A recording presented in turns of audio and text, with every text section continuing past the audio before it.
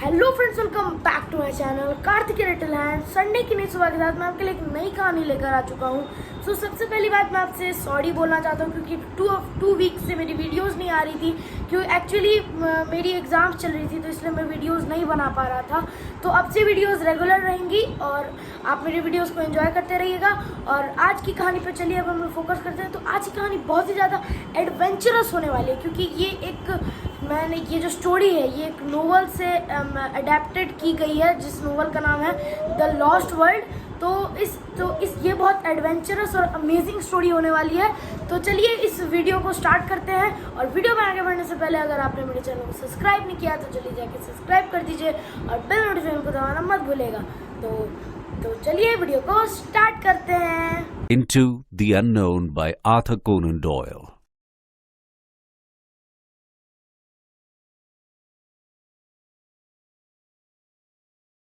Professor Challenger was a scientist who wanted to prove the dinosaurs still exist. At the Royal Society in London, she invites volunteers for an expedition for this purpose. 3 men, Professor Summerlee, Lord John Roxton, and Edward Maloney, immediately accept Challenger's proposal. They would accompany her in search of the lost world.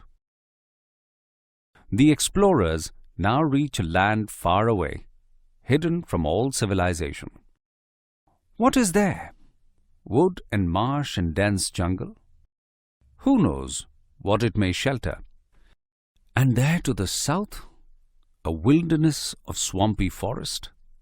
The unknown is up against us on every side. Outside the narrow lines of the rivers, what does anyone know? Who will say what is possible in such a country? Why should Challenger not be right? Summerlee, did you see that?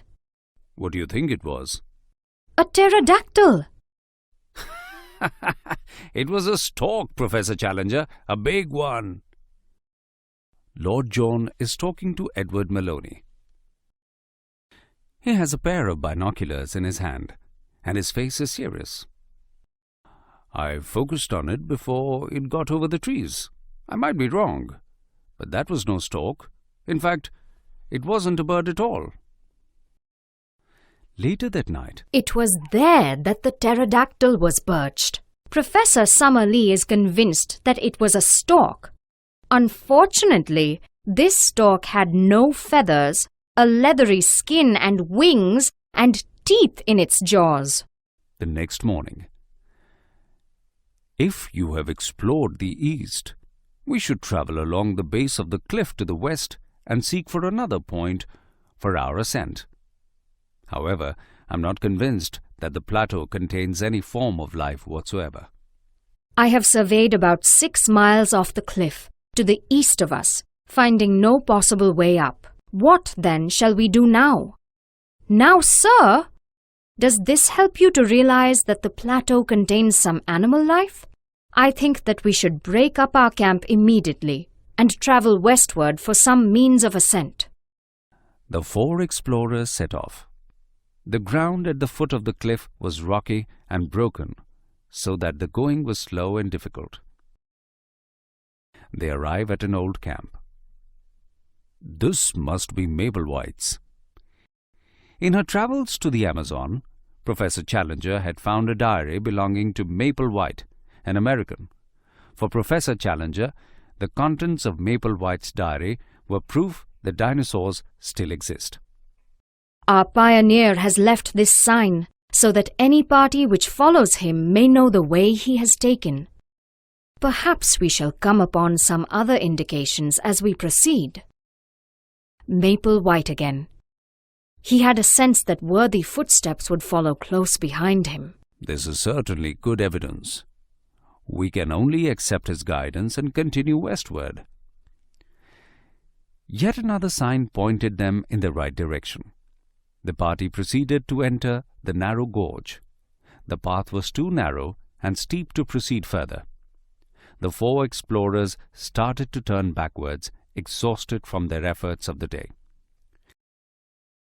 The party sat down by the fire to roast food for dinner. The night was moonless and there was a chill in the air. Suddenly, out of the darkness, there swooped something with a swish like an aeroplane. The next instant it was gone, and so was the dinner. A huge black shadow, 20 feet across, skimmed up into the air. For an instant the monster wings blotted out the stars, and then it vanished over the cliff. It was Samali who was the first to speak.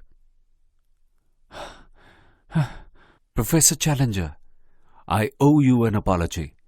I am very much in the wrong, and I beg that you will forget what is past.